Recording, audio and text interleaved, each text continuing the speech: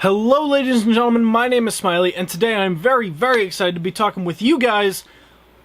Well, I'm excited to be talking with you guys. I'm not, however, so excited to be talking about the Google Pixel 2 XL. So just before I get into this, let me go through my wish list very quickly of what I wanted the Google Pixel 2 XL to have. I wanted a bezel-less display. We kinda got that with the display. It is a cool looking display as far as physically on the phone without it being turned on. It looks like a good screen.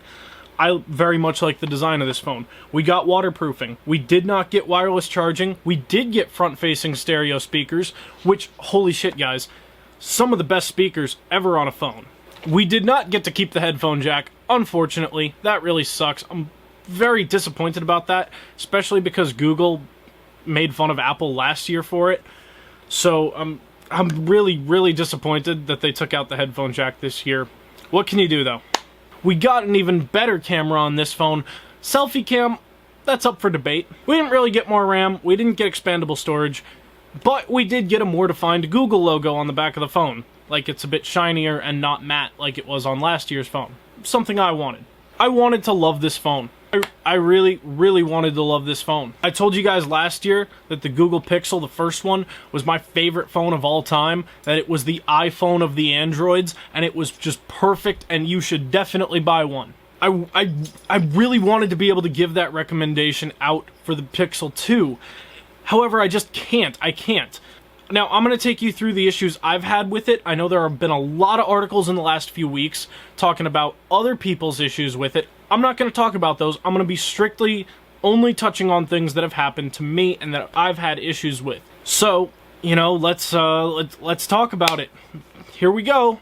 So first of all, I have to talk about Bluetooth on this phone, because when you remove a headphone jack from a phone, you better make damn sure that the Bluetooth works fucking perfectly. And it seems like this message, this importance of Bluetooth just slipped past Google, because there's this major bug in, I'm not sure if it's in Android 8 or if it's in the Pixel 2 somewhere, but I cannot get my phone to play in my car. I have a BMW i3 and I can't get my music to play from my Pixel phone. And just to make sure that it wasn't just me being crazy and, you know, maybe it's something wrong with my car, I took it into my mom's car and my sister's car, both of which also have a Bluetooth radio in them, and neither of those worked either.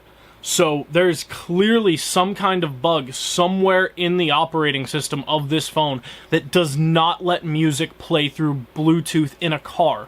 Now, Bluetooth speakers I haven't had an issue with, but honestly, this Bluetooth issue in the car has almost gotten me into trouble so many times.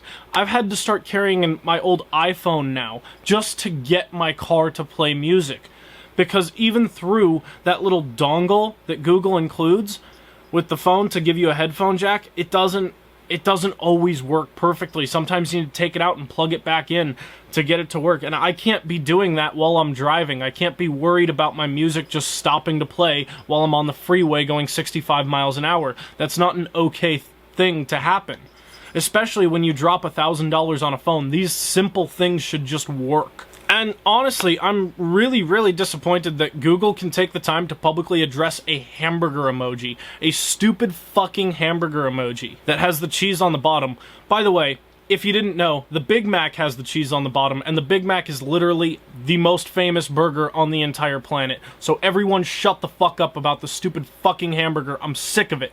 What I would really like to hear from Google is what they plan to do with the Bluetooth issues and the display issues that I'll get into in a moment. But really, these Bluetooth audio kinks need to be worked out. This would never happen on an Apple phone, and if it did, it wouldn't last more than a week, because Apple gets on their ass when they have a bug. I mean, they pump an update out like that, and Google just refuses to push an update to all phones at once. I mean, how ridiculous is that? I have two Pixel 2 XLs here, right?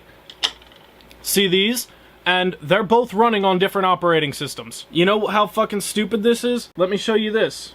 So both of these are running on the AT&T network, and from what Google's told me, it depends on the carrier that you have for when you get the update. And if you look on here, this phone, let's see if we can get it to focus on that, is running the November 5th security patch.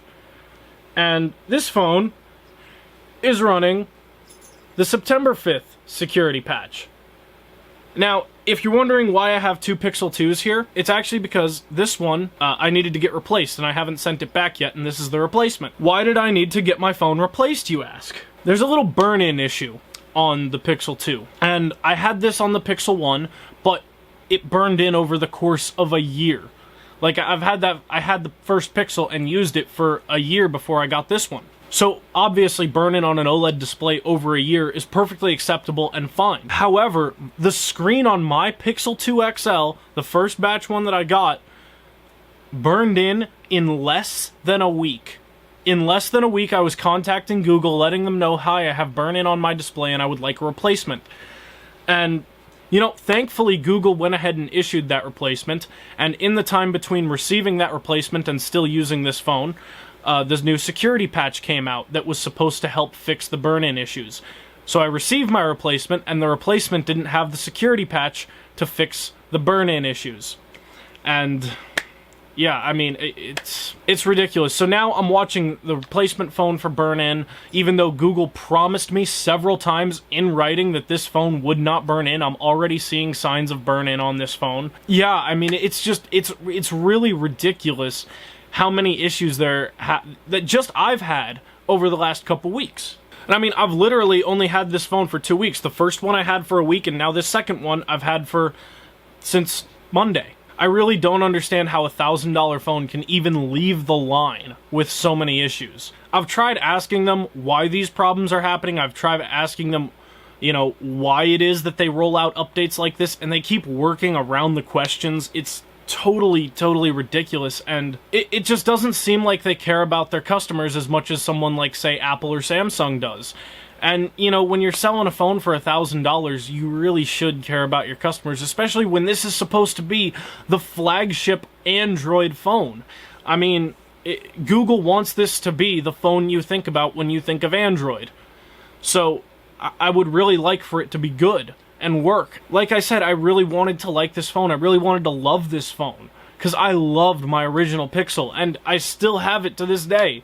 I don't use it, but I still have it, and I love my time with that phone so much. But in 2 weeks, this phone has given me more issues than an entire year with the original Pixel, and that's just unacceptable. Now, in addition to that, the display doesn't support the P3 color gamut. I mean, the display physically can support the P3 color gamut, but Google, for whatever reason, opted to use sRGB instead, which is a much lower variation of colors. And some of the reds just look brown, and the colors look ugly and drab, and like there's a slab of gray over them. It honestly feels like someone took a transparent, gray-tinted piece of glass and put it over my fucking phone, and it just looks terrible. Now, the update, that November 5th security update, included something called saturated colors instead of the vivid colors mode, which the vivid colors mode is shit. The saturated colors mode in the November 5th security patch did make the phone look great, and I did totally enjoy the look of the phone after that November 5th patch. However, again, my replacement phone doesn't yet have that November 5th security patch.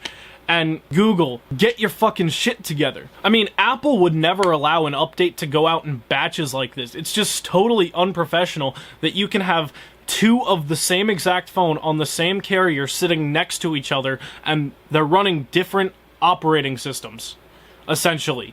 Different versions of the operating system.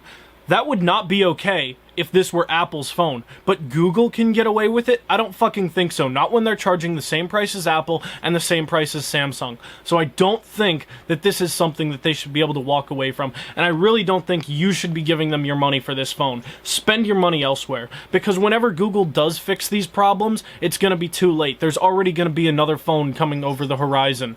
There's already going to be something else out. So please don't spend your money on the Google Pixel 2. Any model of it. Because, honestly, I don't think Google cares enough to fix these issues. I've tried reaching out to them on Twitter several times over the past few days, particularly about my replacement phone having these issues, and they just don't seem to care. They've worked around every question I've asked in a way that they don't have to actually answer it. Yeah, I'm just pretty disgusted at this point with how they've treated their Pixel owners. I hope you don't buy one. I sincerely hope you don't buy one. I'm still tossing around the idea in my head of returning the phone. I did have a black and white Pixel on pre-order that was going to be here in the next couple weeks. I actually went ahead and canceled that because of Google's conduct over these issues, because I can't in good conscience give them another $1,000 for this phone when there are just so many overbearing issues. It just doesn't make any sense to me, you know? It doesn't make any sense. And you know, I did want to like this phone. I really, really did. I can't recommend it. Not in good conscience at all. So this is a little more serious than I normally make videos. You know, I'm usually, Smiley's a bit more smiley. But today, I don't usually want to grill companies for things like this, for things like simple little bugs. But when they haven't addressed it, and the phone's been out for like a month now, it's just not even, it's not acceptable, and it's not okay. Google are just fucking pieces of shit at this point, and I can't believe that they're doing this, because I had such respect for them when they came out with the original Pixel. So I'm shocked and appalled by how they've handled the Pixel 2's launch.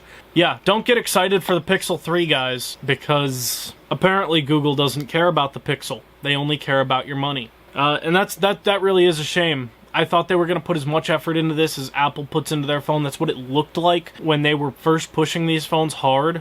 There is a display lawsuit going on. There's a class action lawsuit about to happen. The law firm Gerard Gibbs is going to be suing Google over the display issues, and hopefully they can work in the Bluetooth issues as well. I'm actually going to leave a link to that down below, so if you happen to have a Google Pixel 2 and you're suffering from burn-in issues or any other kind of issues with this phone, you can go ahead and reach out to them and make sure you can get a part of that settlement.